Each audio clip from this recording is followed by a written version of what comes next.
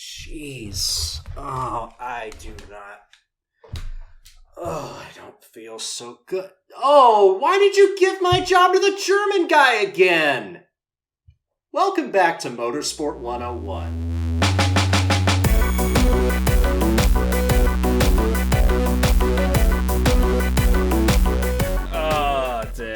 I have to put up with the insufferable intro and the insufferable man from baseball series. Hey guys, Dre here. Welcome back to episode 272 of Motorsport 101. I'm your friendly neighbour host, Dre Harrison.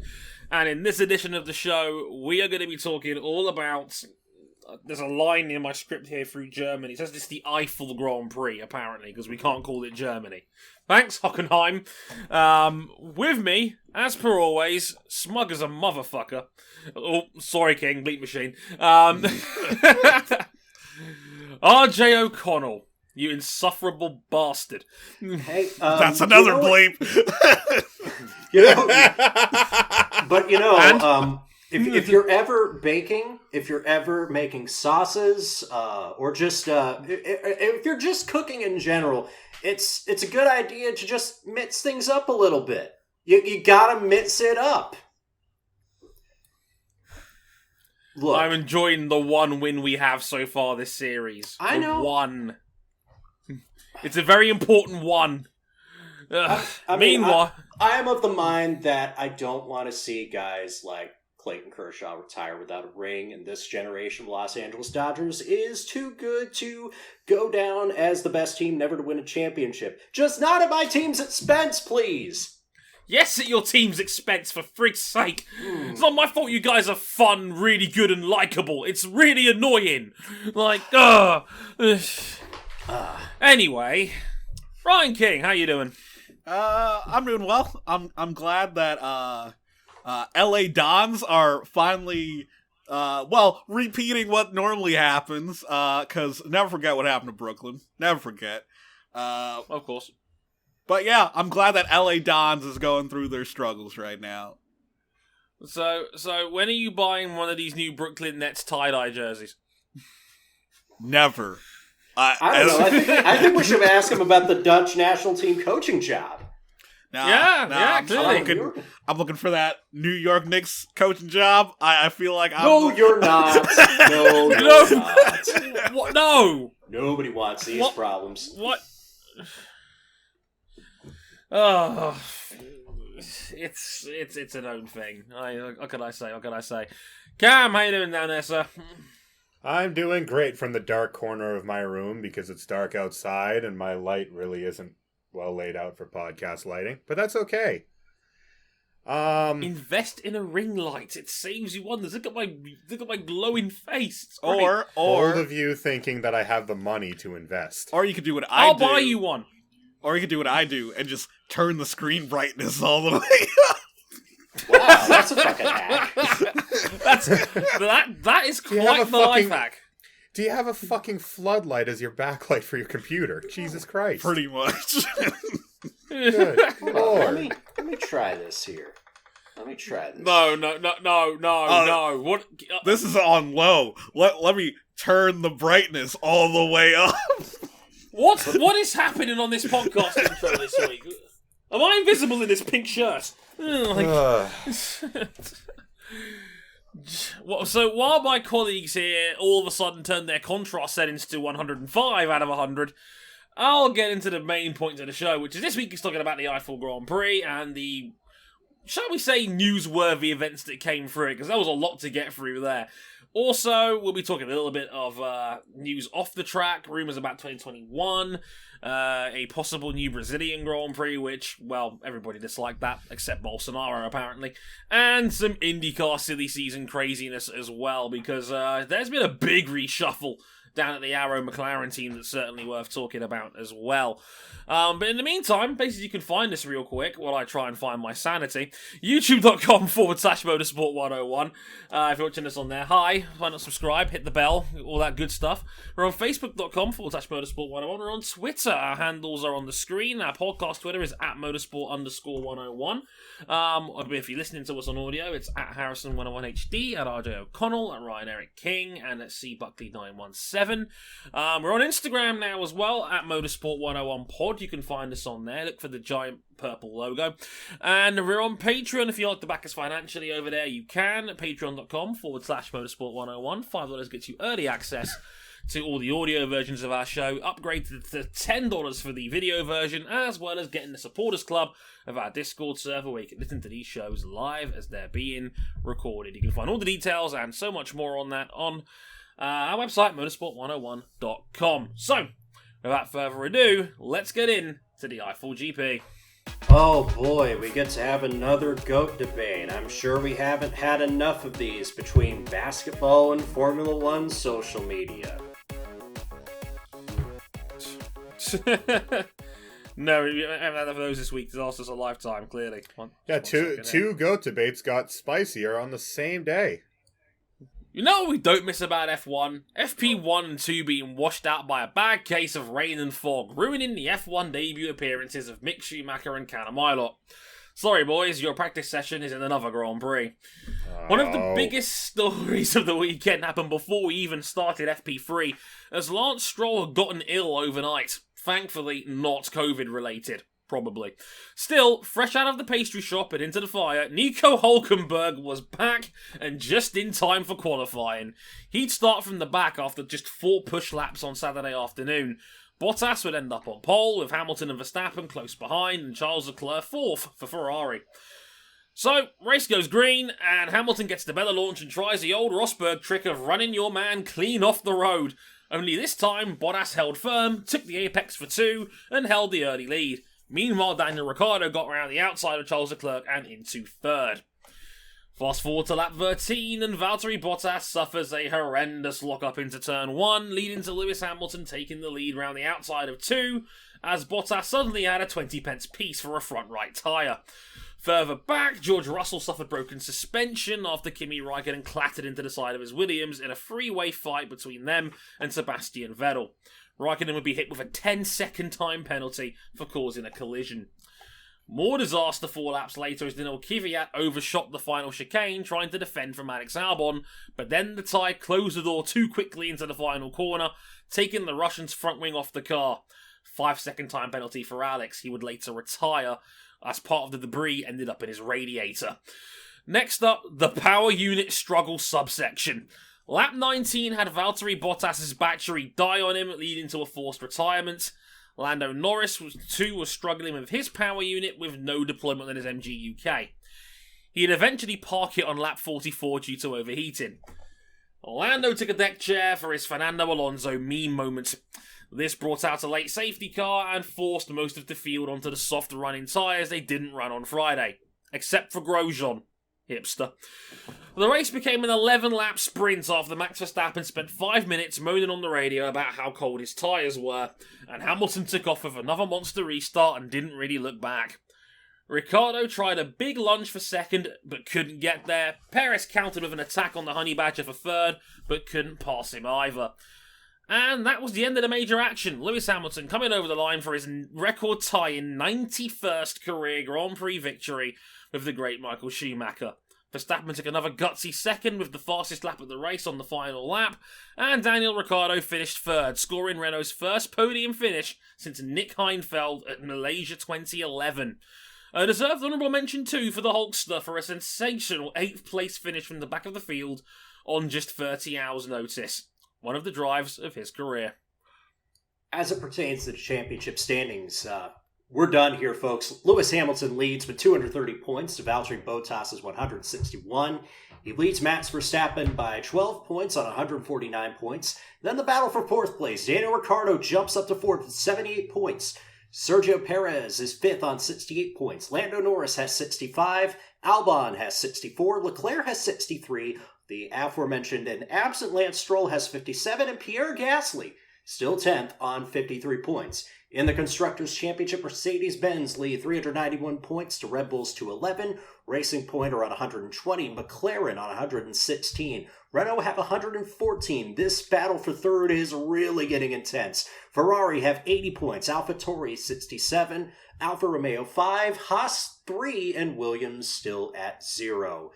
But moment of the race, Lewis Hamilton ties the record. He reaches the unreachable star, and what a great moment it was to have Mick Schumacher present Lewis with one of Michael's old helmets after the race. That just brings a damn tear to your eye. I don't care who you are. I feel I'm actually quite jealous of Lewis Hamilton's helmet collection, because like the Senna family gave him one of his when he broke the pole record at Canada a few years ago, and now he's got one of Michael's now too. Jammy git. But in all seriousness, it was a very wholesome moment. It was. I'm glad they got Mick in for something after his free practice session got rained off. It's like Mick, while you're here for the weekend, you mind getting the present out? There you go. It was great image. Powerful moment.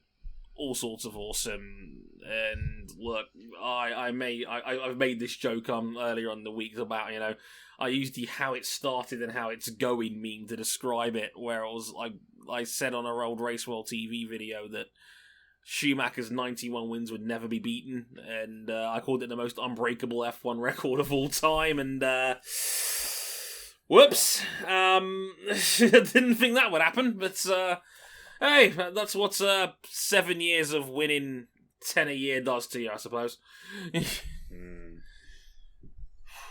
Yeah, it's very special moment. I liken it to remember when Cal Ripken Jr. Tied and broke Lou Gehrig's record of consecutive games played. It felt like that. It felt like a record that would never be touched, and yet here he is. He's tied the record, and within the next handful of rounds can easily beat it. Hell, he could beat it next week for all we know. Yeah. And the only real shame for me is, of course, Michael isn't in a state where he could have presented the helmet himself. Oh, goodness. Yeah. Indeed. And, of course, we're always thinking about him. Absolutely. But, yeah, as Michael very famously said, records are there to be broken. And this one is tied. Michael and Lewis have a lot of things in common. For Formula One drivers especially, they came from comparatively working class backgrounds. Both of them have taken a lot of their time and their wealth and their influence to better society for good. They have not always been the most likable of champions, depending on who you ask. No. But they are still, in my opinion, the two greatest drivers of the modern era. And nothing will take that away from them. Yeah, and I think it's also a point that will become more poignant later on in the episode. Both drivers are products of driver academies. Mm-hmm. They are indeed. One for Mercedes and one for McLaren. Hey, who said these driving academies don't work out every once in a while, right? Even when they start over in sports cars. I know. It's like the transition. It's great. Who doesn't love it? And yeah, of course, keep fighting, Michael. We miss you, brother. And it's still not quite the same without you down there. But I remember as far back as 2000 and I think it was 2012, he was saying that records were meant to be broken. And he's always been one of those dudes that's completely embraced, like, not like the modern generation of guys like Hamilton and Vettel and, easily, the two other big hitters of this era. Sorry, Fernando. Well, I mean, I think he knew in a way, not specifically who it was going to be, but it was inevitable. F1 being a sport of dominance, if you win, you're going to win a lot, and even during Michael's time in the sport, the calendar just kept getting longer and longer. Like, it was a matter of time that someone was going to break the record. I didn't think it was going to be this soon, but it was a matter of time. Yeah, a record like this, especially in a sport like Formula One, when a team goes on a run like this with as many races added to the calendar, it was a matter of time. Just like the record amount of championships. Eventually, if someone goes on a long enough run, those records will fall. Absolutely. And I don't Indeed. want to take too much away from what Michael accomplished in his time either, because let's not forget, he took the all-time wins record back in 2001 and nearly doubled it by the time his first career at Ferrari ended, while he was just starting his run of 5 in a row at Ferrari. Yeah. I mean, that is impressive to add another 40% to the all-time wins record. Yeah, Even more so that Lewis Hamilton is just tied it. Kind of what, like, what Babe Ruth did in baseball. How, that famous idiom that Ruth was an Everest in Kansas. Like Schumacher might not have the record anymore, but his impact on the record is immeasurable. Yeah, he rewrote every measure. He rewrote every record in the book, and not just by a small margin, but by an order of magnitude. Yeah, I will always. Ironically, doing a lot of that damage, arguably after his prime, because of the run at Ferrari. Yeah, I will say that I was very fortunate to have watched Michael Schumacher race. Although I wasn't his biggest fan at the time, I have a greater appreciation for what he has done now, and I have a great deal of appreciation for what Lewis Hamilton means to this sport, motorsport in general. I am very proud to say that, and I'm sure all of us are, that we got to watch the absolute best of Lewis Hamilton in our times. And I hope that we can tell these stories for our children, grandchildren, nephews, nieces, whoever may come, for generations to come. Yeah. Also, damn, Nico Hulkenberg from 20th on the grid to finish 8th. Hulking back. Yeah. Welcome back to Hybrid Boogaloo, everybody. Yes, sir. Yeah, You're sipping a coffee. Hulkenberg was having a coffee where he gets a phone call saying Lance Stroll's fallen ill overnight. How fast can you get to the ring? And a couple of hours later, he was about 3 hours away, and Otmar Safnauer calls his phone. Hey, you up? It's like, oh man, I was having a coffee in Cologne, but guess I'm free. I wonder if his buddy was just like, hey, where did Nico go? He pops on the television, is like, that sly motherfucker got out of going to get a coffee. He's going to drive a car around. This is really impressive, and it's made this whole Red Bull deal, because this was not one of Alexander Albon's finer drives, and now we're starting up the rumors that Hulkenberg's going to be plugged into that Red Bull seat. After Helmut Marko said, look, Albon's the only guy that can match Verstappen's pace when he's on. Yeah. The problem is that he's not been on enough. When's he done that? Well, and this weekend, Red Bull brought a lot of updates, a very different car. And it was so different that Albon, I think for the first time this year, was actually put on the same spec of car as Verstappen with a brand new tub. Yep. It was a complete reset. Yeah, complete reset for both cars, and gotten quite a bit closer to Mercedes. But on paper, this should have been Albon's best weekend of the year. Instead, it might have been his worst. Yeah, I'll say it was arguably Albon's worst weekend of the year. He was slow in qualifying. His racecraft was very sloppy. He didn't have a particularly large amount of pace, and to top it all off, he takes out his sister car's front wing completely needlessly. Like it was fortunately good for Albon that he took some gravel to his radiator, so he was forced to retire. Oh boy! Yeah, it was. It was almost a mercy killing. Previously to this weekend, I've been very willing to give Albon the benefit of the doubt. We know how Red Bull is. If they could enter one car, they would. But this was brutal for him.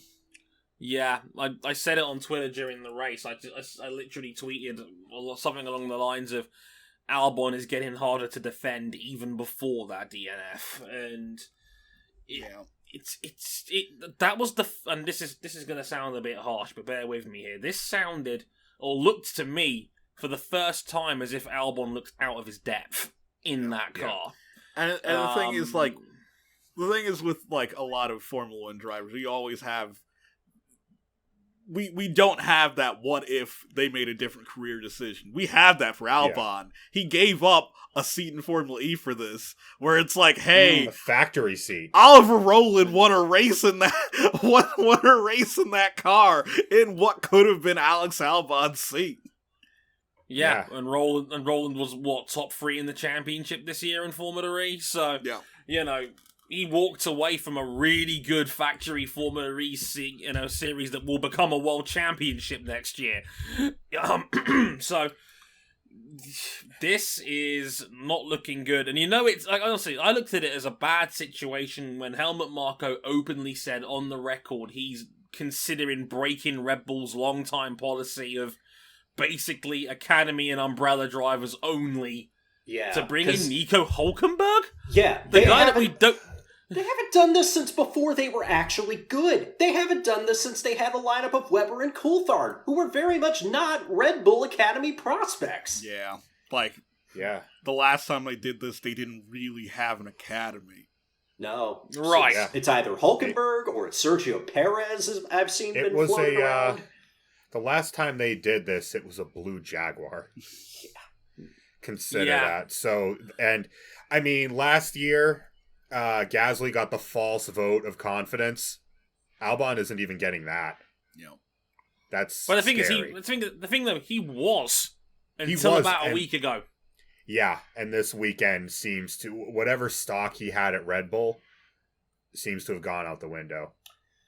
And it's a shame because we know that Albon is better than what he showed last weekend. Absolutely. But this is bad. He is a great guy. He is a very nice character, refreshing breath of fresh air in the Formula 1. He's a very likable driver. He really is. No one can take that from him, but to an extent, you have to make your own luck right now, and he really didn't do himself any favors. And it's going to be even harder now that Yuki Tsunoda is firmly entrenched in that picture. He is getting his first test at Imola. Yeah, it might be a whole lot harder if Red Bull leaves the whole sport. They're not leaving. Nah. We didn't More even on that later.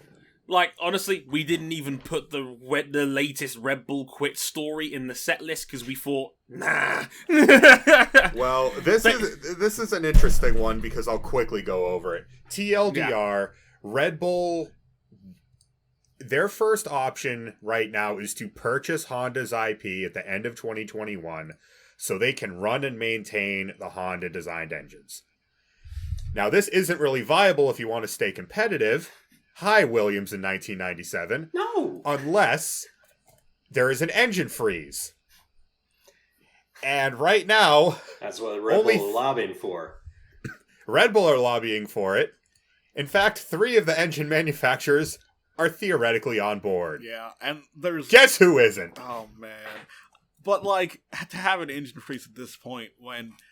Well, that's what's already on the table right now is an engine update at the end of this year, an engine update at the end of 2021, and then that's it. Then a freeze for 4 years. Yeah. A 4-year engine freeze. It reminds me of the last years of the V8 era. It has its own problems, as 2014 very openly proved. But, yeah. You can guess which engine manufacturer isn't doing too good right now and doesn't want an engine freeze. Could it be the prancing horse by any chance? I think the prancing donkey would be more accurate. Yeah, that's fair. Yeah. I just find it amazing that we're talking about the pinnacle of motorsport and engineering in racing, talking about a 4-year engine freeze. I just find that amazing. How long was the engine freeze in the V8 era? Harsh on donkeys, though.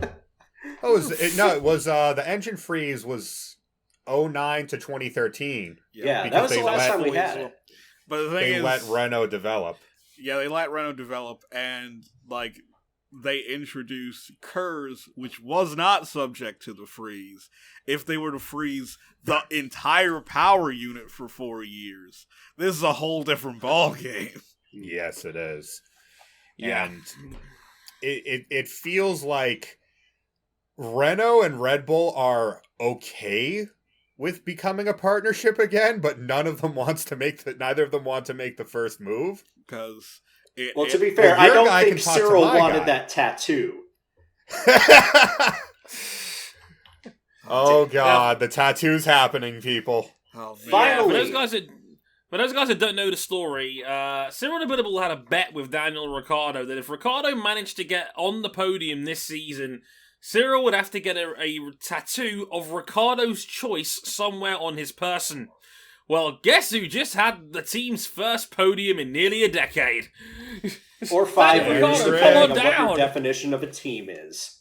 Congratulations, Renault. You're now finally where you should have been in 2018, on the podium. You 2019. did it. Let's give him that. Yeah, Let's be nice. Yeah, Let's be I nice. bet my life on it. Yeah. King bet potassium poisoning on Oh, this. shit. That's what I forgot to get the bananas at the grocery store.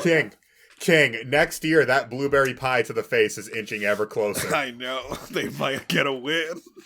Wow. Yeah, Renault, fair play. The last few races, they've made big strides, and Danny Rick did the work. This is no longer a surprise. Like Renault in the top 5 is now happening frequently. Like in the battle of the midfielders, or just like the guys just below the Danny big Rick. three. Danny Rick in the top 5 because Esteban Ocon's been having a time. Yeah, he's been middle of the road. But you look at the situation right now, it's like, as RJ alluded to when he read the constructors' standings down, it's now fiercely between McLaren, Racing Point, and Renault for third in the constructors' championship, which is 3 big teams, money. 6 points. Racing Point, Yeah. McLaren, and Renault. And now everybody's starting to talk about, did Daniel Ricciardo have buyer's remorse when he got himself out that Red Bull deal? Well, excuse me, that Renault deal. Which, honestly, with the way Renault's projecting right now, I almost would agree. But you gotta Renault's remember, got their shit together. Yeah. But when he made the decision, Renault stunk. but you also gotta remember, 2021, the return of McLaren Mercedes. Yeah. right. Even so, McLaren got one good car out of this new infrastructure because this year's car is all over the damn place. Yeah. Well, Carlos I Sainz still... described his race as 60 laps of suffering. And he still finished 5th. Where would Lando Norris have been if his power unit didn't crap out and he didn't have to Probably have his own third. deck share meme? Yeah. Potentially third. He was right in the thick of it between Checo and Ricciardo for a possible podium finish after Bottas' retirement. And before it becomes a meme, Lando was running top 5, and Sainz had a miserable race and still finished in 5th. Yeah. I still don't know how good McLaren actually is. It's really frustrating, given that we're like 2/3 of the way through the year. But here we are, Lando becomes a meme. He's streaming as we speak, and shout out to both their drivers for racing special helmets this weekend in tribute to Mind, the mental health charity. That was a great touch. You may remember I did a campaign with a certain book to raise money for their charity as well. A lot of people have done like running efforts as well, so if you can support Mind, it's a great charity, please do. So shout out to McLaren for that. That was awesome in general. But yeah, we have a heated fight in the what I like to now nickname the battle for the bronze between Racing Point, Renault. How does it McLaren. feel to be the bronze medal? How about this fight for 4th in the driver's standings? Ricardo, Sergio Perez. Sergio Perez had another great race and another example of how that's going to be a tough loss if indeed this is his last year in Formula One. Norris is still in it. For all that shit we've been talking about Alex Albon about 5 minutes ago, he's still in this. Leclerc. He's still in a this. fucking Red Bull, RJ. Yeah, Red Bull! look where his teammates at. His teammate has 2.5 times his point total. Yeah, like this is, we joke about other drivers losing to their teammate. Jesus Christ. They I'm kind of just put it in reading. I'm perspective. reading off the names that are on the top 10 of the list. RJ, I'm a Okay. Sebastian Vettel fan, and I feel bad for Alex Albon right now. Jesus. Oh, Christ. Like, Alex Albon should be comfortably on at least 80 points. Yeah. How does he only have 64? How is he behind Lando? Like, How is he only like 7 ahead of Lance Stroll, who missed the Grand Prix? Like, Jesus. And if we look at last year with Gasly and how he was doing relative to Max, he was closer to Max than this. Gasly's only 11 points behind him. This is not good. It's to be fair, Gasly did win a race this year. Yeah. That did happen. Yeah, that's slightly inflated counts. That accounts for most of his points. It's going to be a close battle for 4th in the Drivers' Championship. It's going to be a close battle for 3rd in the Constructors, assuming nothing weird happens with the next handful of races. By the way, Romain Grosjean finally getting on the board. Back in the points. Finally, with what may or may not have been a broken finger. Yeah. Apparently, it was just a bruise. Like, all reports say he was fine after the race. I was going to say, it couldn't have been that bad if he was seen in the pub after the Grand Prix carrying 2 points for the 2 points he scored by finishing in 9th place. He did go well here last time we were here, back in 2013. Grabbed a podium for Lotus. Yeah, he did. That was a great dogfight. Him, Kimi Räikkönen, and Sebastian Vettel, who were pretty much glued wheel to wheel for 60 laps. That was a tense race, certainly. But yes, well on to Grosjean there in 9th. Great job in the Haas car there, and yeah, I actually kind of feel a bit bad for Haas because it's like the one time they scored points which they badly needed in their own fight for 8th. Who was 10th? Antonio Giovinazzi scoring for only the 2nd time this season. Gio had a point in 10th. Great drive from Antonio Giovinazzi. Yeah. It's a shame because you kind of get the feeling like they're finally starting to get it together, and it's just not gonna matter because it seems like they're already getting 1 foot pushed out the door. Yeah. Yeah. For Giovinazzi, it's an easy pick. It looks like it's going to be Mick Schumacher for 2021. For Haas, it could be anybody from Schwartzman to Mazepin to fucking, I don't know. Cole Custer. No. Absolutely not Cole Custer. Fine, Kevin Harvick.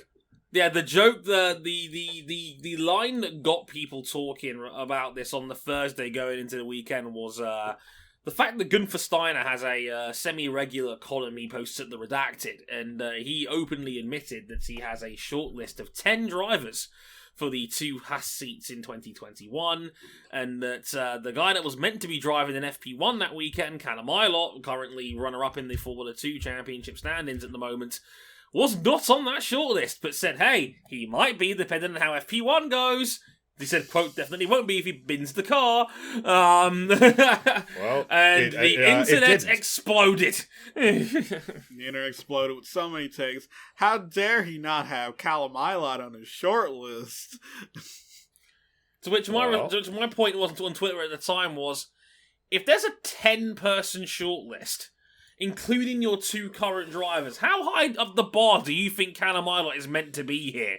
And if you're not in the top 3 or 4, does it really matter if you're not on a list of 10? You're not getting the seat anyway. like I said it before. Grosjean, Magnussen, Hulkenberg, Perez. Yeah. Can anybody come up with an argument to put Ilott over any of those 4 dudes? And the big rumor is that there's a chance that one or maybe 2 of the seats might be filled by 1 or 2 Russian drivers. Right, because Schwartzman and Mazepin, who, by the way, shoved his fucking foot in his mouth on social media during George Russell's Instagram stories. That was bad, but... What a bonehead.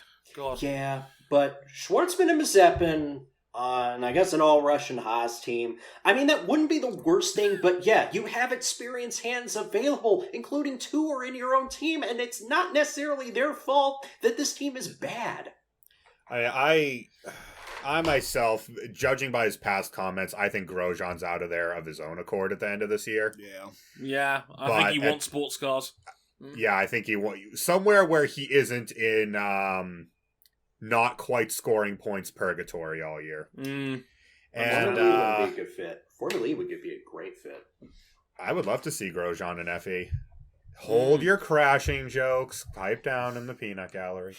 But, yeah, I wouldn't pick Ilott over... I mean, Hulkenberg is showing off this year in his 2 races because the first race he didn't get to take part. Where was this great. Hulkenberg last year? Right?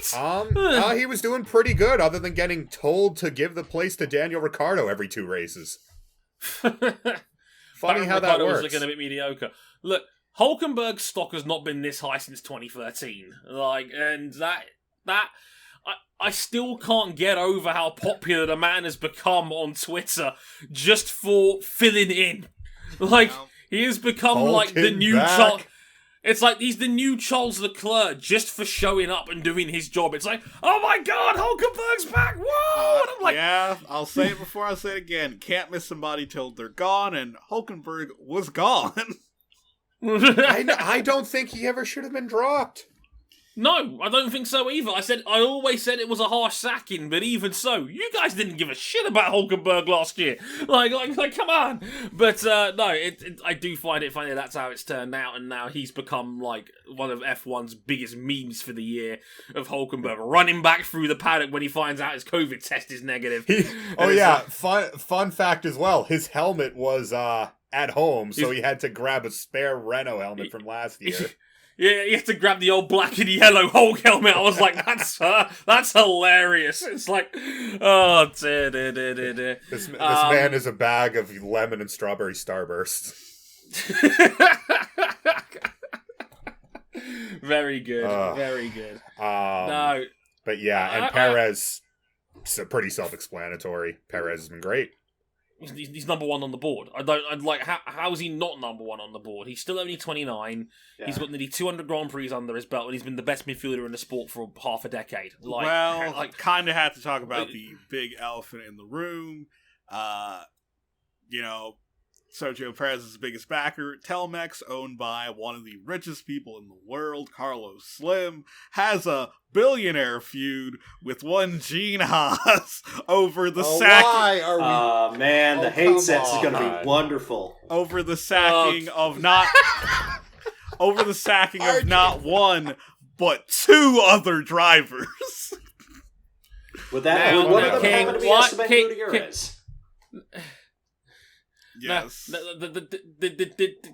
are you out here pissing on this bonfire, huh? We're just having a good time. In summary, Magnussen, Hulkenberg, Haas 2021, all aboard the...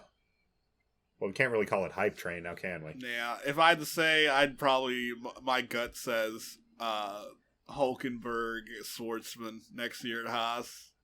You think they drop Mags? Yes. Honestly, something just came to mind. I keep thinking about a certain post-race media pen quip. If we were to get Magnussen and Hulkenberg together on the same team, I would love to have like a 5-minute spiel about that. So are we digging up the "Suck My Balls, Honey" t-shirts out of retirement, like Dyson the Magnussen vacuum fan cliques drew up? Dyson vacuum, Spalding balls. End of discussion. Yeah, pretty much. Before we move on, like a couple of minor points I want to address. Are we done here, championship wise? Because that was like the peak. We're out of here. We're done. Yeah, we're done. Engrave it, stamp it, and get on the plane. Yeah, au revoir, Valtteri. It was fun in 2020. Was it fun? I don't think it was very fun. Can I just say, I miss the Nürburgring Grand Prix Strecke as an F1 venue. Yeah. Get more money, Nürburgring. We need this back. It's a great track. Yeah. Open an OnlyFans account. Like, do something. Like, honestly, because, like... Won't they even post? I showed you my carousel. Please respond. Boy, I know a way that we can monetize all... we can monetize all these YouTube corner racks. Could you imagine, though, like, people paying for the privilege to just send their car into the gravel at YouTube Corner? I think this is sustainable. I'm sorry. I'm gone. I'm just... That's like the second time in 2 months that I've just killed Drake. I put the hoe in Dottinger Hoa. Oh, stop! Very good. You can flute my plats any day. Oh my god! Somewhere supporter of M101 Sasha is sharpening 1,000 axes.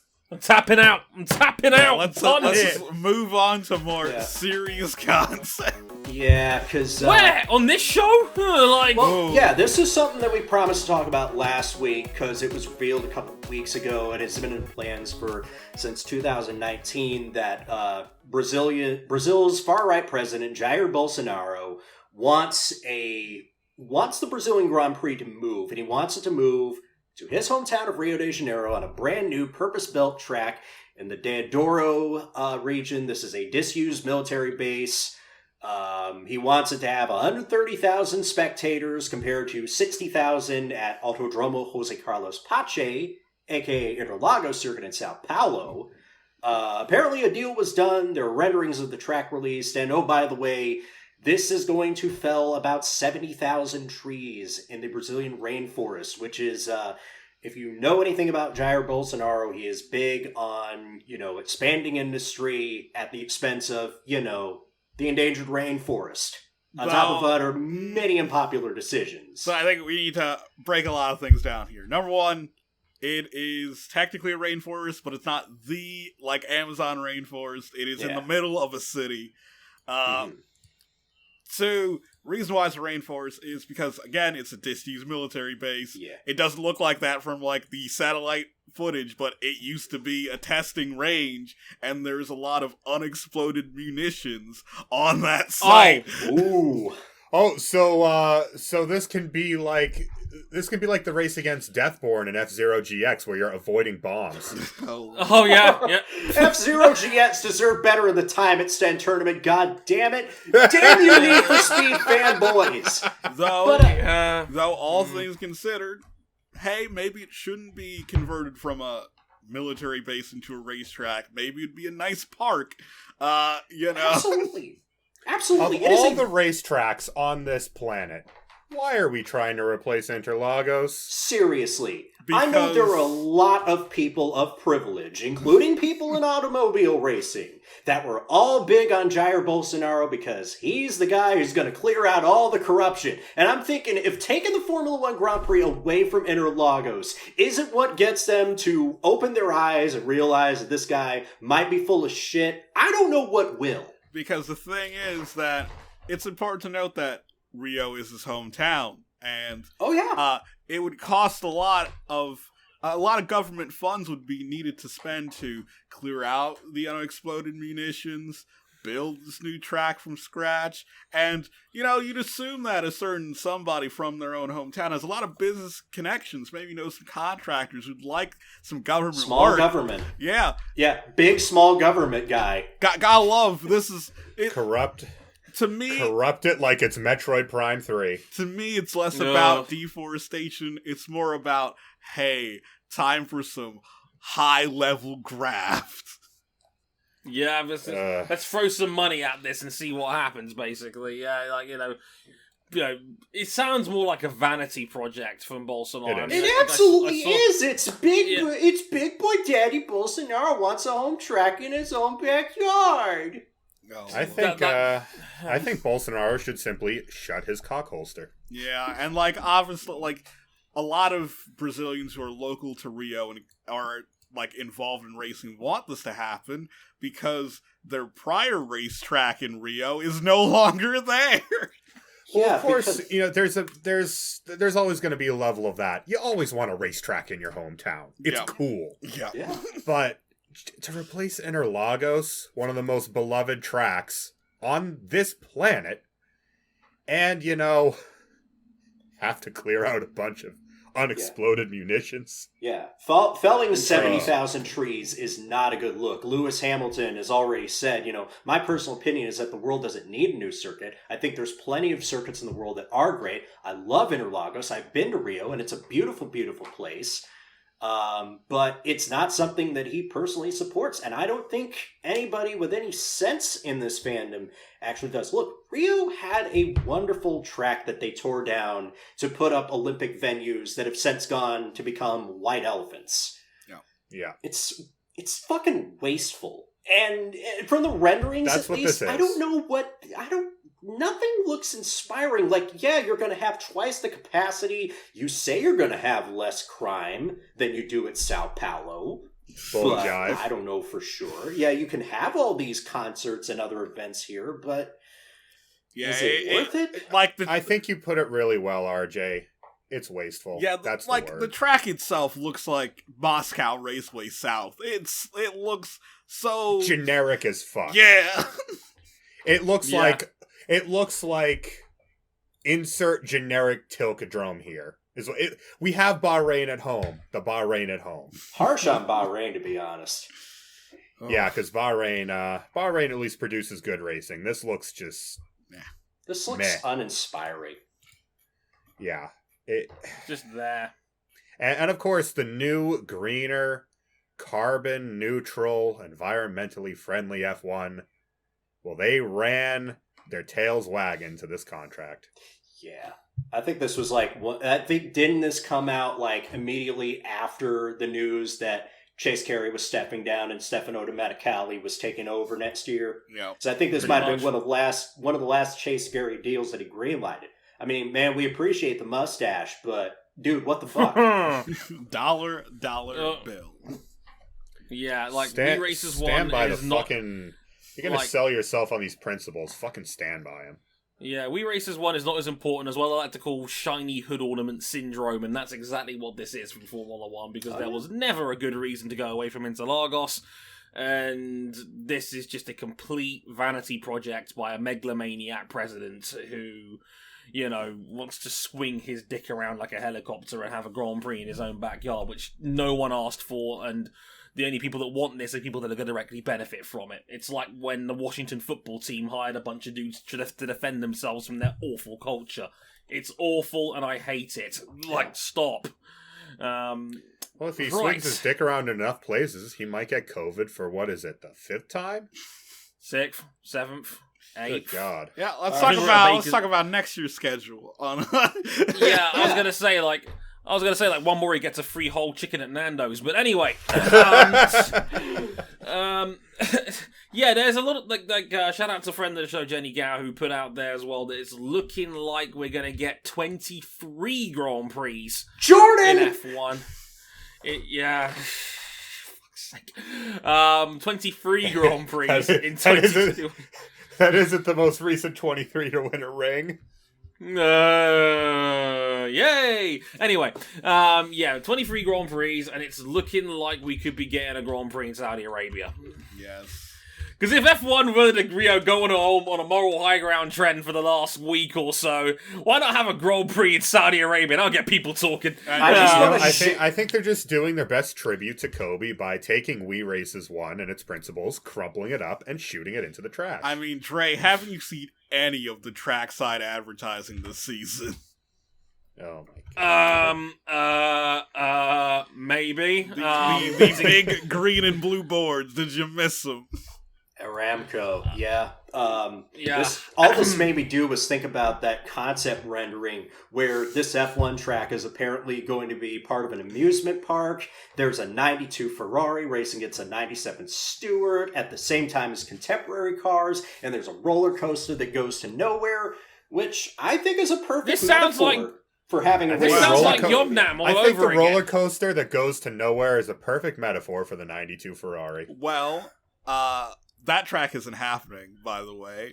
Oh, so this is different. It's looking like we're going to get a nice street race in the beautiful resort city of Jeddah, Saudi Arabia. Woo. And the crowd goes mild. Oh boy. I don't think it's an incorrect take to say that,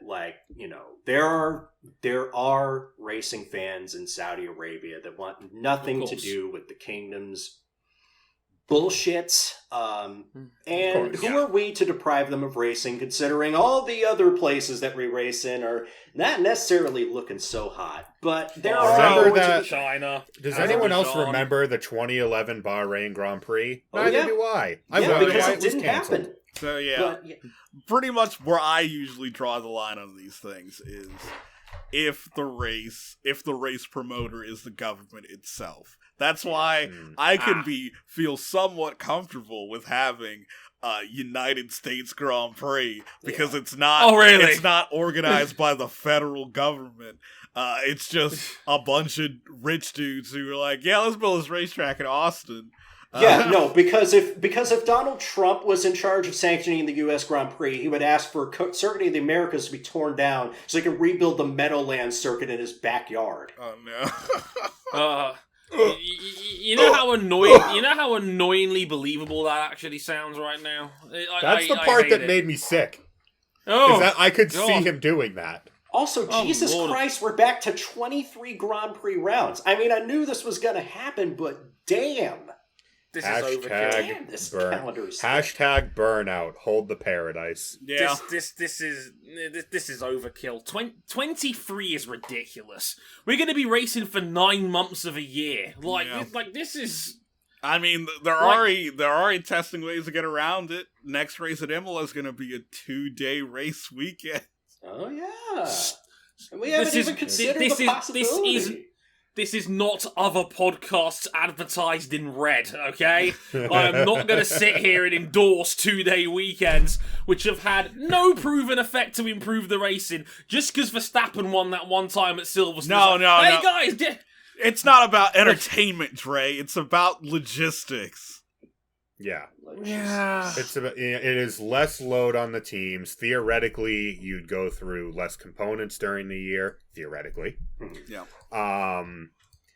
And at the same time as well, I know they had talked in the past of grouping more races together, so it's less of a burden to go across the fucking globe. Yeah. But less planes and all that. Yeah. And by shortening the race weekend, you get an extra off day during the week. You do. Yeah, that's nice. Look, if it's for that reason, I could get behind it. It's the only reason I can get behind it, because I do have a level of empathy from. Look, the drivers to a degree, of course, will be in the main vocal point of the sport, but there's a lot of people on the ground floor that has to come together to make this happen. Working 100-hour weeks, often are on the road for 3 weeks at a time, especially this year in a climate where there's been a lot of triple headers. 2 wheels and 4. We're in the middle of one right now in MotoGP. We're going to have another one in Formula 1 next weekend when Portimao rolls around. It's hard. It is hard. It is a lot. And I know stories about people that have had to cancel weddings because of... And this was last year, before we had COVID, about cancelling weddings because races got rearranged and they couldn't guarantee summer breaks off. And it's a lot. And 23 Grand Prix, even purely from an entertainment standpoint, that just sounds like too many to me. It's like, I know that Chase won this big legacy when he first took over the sport before he stood down, was that he wanted every race to feel like a Super Bowl. I think he wanted that NASCAR style calendar of more Grand Prix, more events. Everything is bigger, very American. But Dre, you're somewhat aware of NASCAR. You know every race in NASCAR does not feel like a Super Bowl. Why does it not feel like the Super Bowl? The big difference as well is NASCAR is national. Formula 1 is international. Exactly. And when you run in a series that's not crossing borders, it's a lot easier to cram a lot of rounds together, especially when a lot of places and teams are based in one place. To put it in perspective, NASCAR runs 36 races a year. And it's only going to be... They run for much of the year every single week. Yeah. Mm-hmm. Right. All within the contingent United States.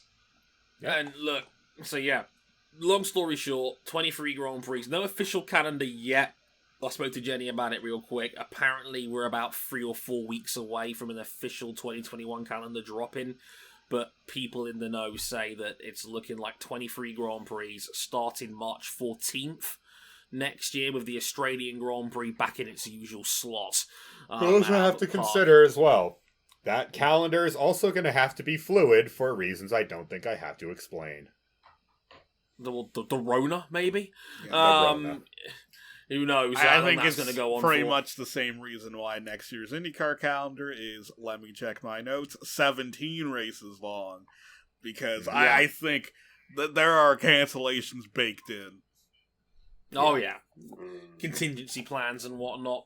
Yeah, of course, and they kind of have to be, really, in that sense. Speaking of IndyCar, before we get out of town here... Boy, this popped up. And, well, before we get into the big stuff, like, Antonio Felix da Costa tested for Rahal Litterman, Lanigan Racing. I don't know if that's going to lead to anything, but that's still pretty cool that he got to do that. Cool. Yep. Very cool.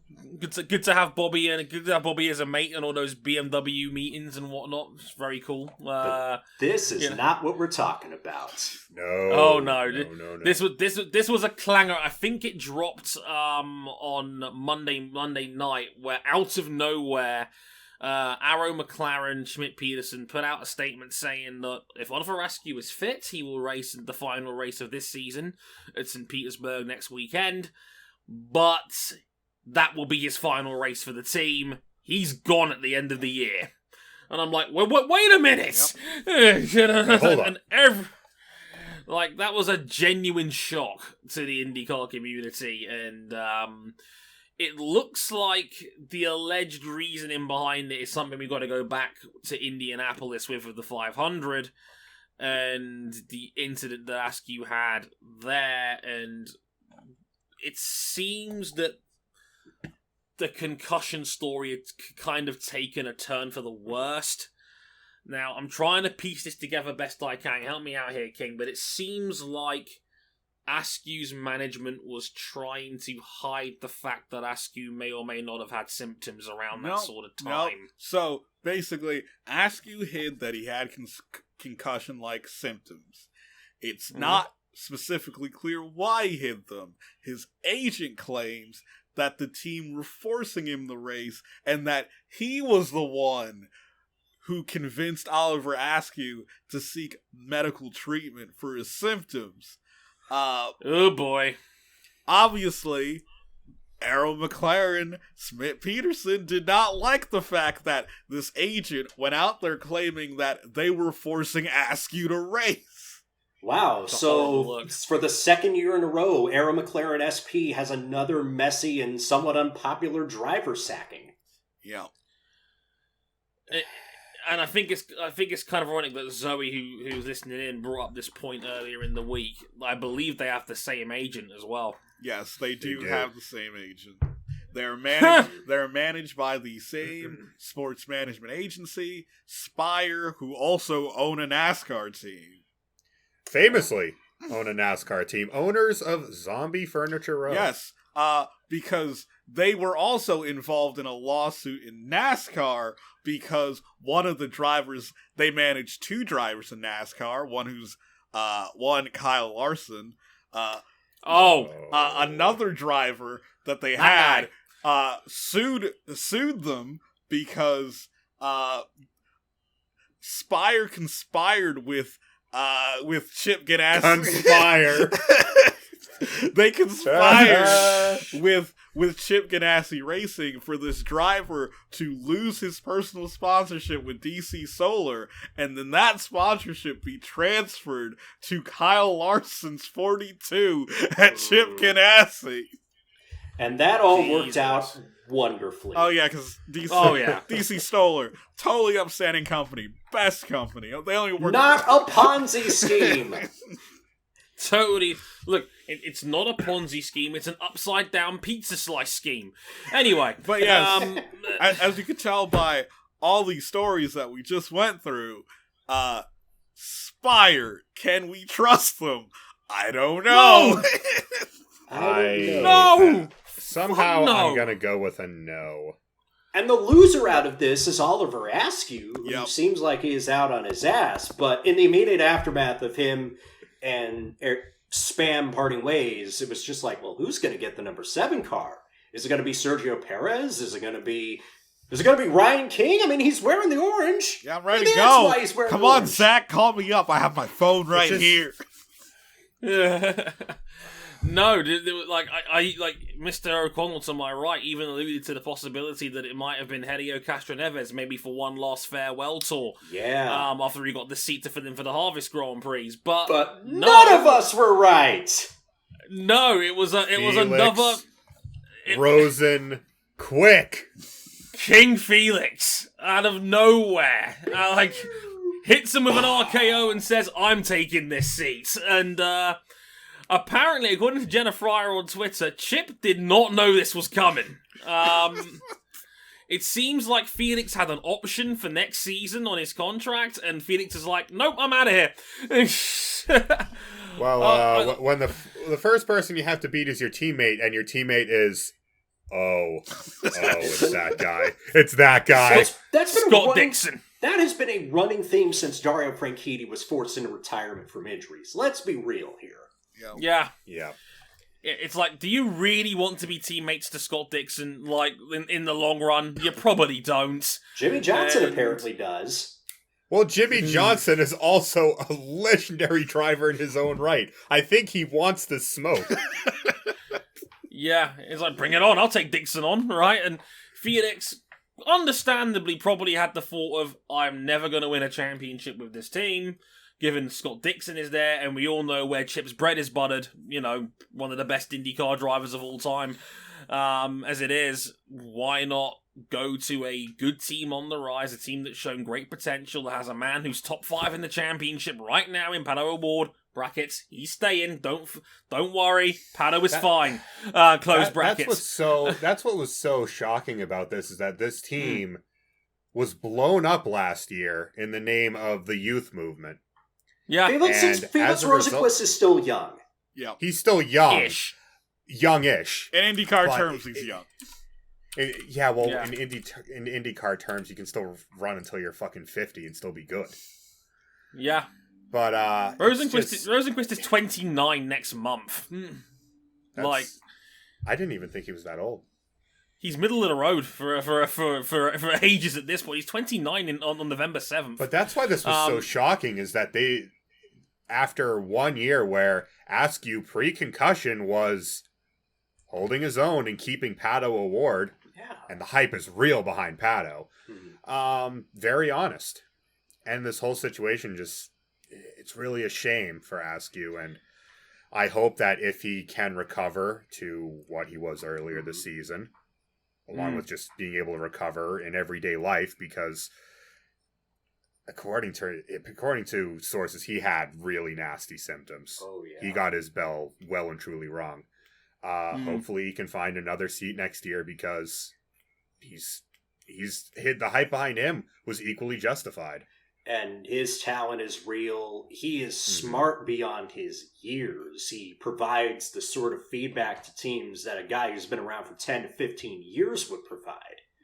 Yeah. So I think he is still a very valuable asset to any team. Hell, Ganassi, Andretti, if you're out there and need another driver. This now leaves a very coveted seat open, because we have a seat open at Ganassi. Number 10 car is now available. That's a damn good seat on paper. Who the heck could end up over there? Like, any guesses? I'm all for Helio Castroneves at Ganassi for the ultimate curse timeline. Oh no, we can't. End the show. We can't do this anymore. What's wrong with you? Imagine telling someone 15 years ago, Helio Castroneves at Ganassi. Man. No! Everyone on the champ car and IRL side would laugh at you. Man, King, I've got to say, in all honesty, this is more cursed than the side we saw a 2-pound block of cheddar cheese being shoved up. No! Hey, I'm just gonna let everyone know here that I am a PNC Bank member. Chip, I went to school in Pittsburgh. I hear they need an oval specialist to balance out the races on Jimmy's schedule. Well, you know what, King? Maybe you should learn how to enter a fucking pit lane. Whoa. You heard what I said. I said. Whoa. There's only going to be one way to settle this, and that's when Cam builds his own computer and gets his rig set up. It's something that will never, ever happen. Gentlemen, put the handbags away, please. God. Can I end the show now before you guys all get into an enormous fist fight? Like, is that okay? Is that doable? Yeah? Thank you. Yeah. Right. Good idea. Okay. Alright, and that'll do it for episode 272 of Motorsport 101. Big weekend of Motorsport this weekend. Obviously, MotoGP. Like I said, it's a bike special this weekend. What are you talking about? Yes, yeah, I mean, it'll have already happened by the time this goes up, most likely. But who cares? It's fun anyway to speculate. No. We've got MotoGP. You got MotoGP. We have the Bathurst 1000. We have Petit Le Mans. All stuff I don't normally watch. Anyway. Petit Le Mans, no longer featuring the Motorsport 101 crew. We'll be back one of these days. We never promise. left the burned down IHOP. Tell me about Amazing. We're gonna write a book on the experience, breaking bread at a burned down IHOP, featuring David Land. As you do. As mentioned, Petit Le Mans as well. The Bathurst 1000 is this weekend. Everybody gets home safe on that one. Big MotoGP weekend at Aragon. We'll talk about it on next week's show, but minus one doctor who actually needed a doctor. More on that on next week's show, because the sport's biggest name got the Rona. More on that next week. But all of that, World Superbike season finale in Estoril this weekend. Scott Redding fastest so far in practice. That could be interesting as well. But places you can find us in the meantime are on youtube.com/motorsport101. Subscribe if you haven't already, if you're watching us on there. If you're listening to us on audio, head over there, youtube.com/motorsport101. Subscribe. Facebook.com/motorsport101. Twitter @motorsport_101. Our handles on the screen right now. @Harrison101HD, @RJ O'Connell, @Ryan Eric King, @CBuckley917. We're on Instagram @Motorsport101pod. Check us out on there as well. We'll promise we'll have some content in the next couple of weeks. We've pretty much got up to speed, so we're going to start phase 3.5 pretty soon. Hopefully. We'll beat our heads together in the think tank. So hopefully we'll we're get now concussion. the Kingdom Hearts of podcasts. We're on patreon.com/motorsport101 if you'd like to fund us on there.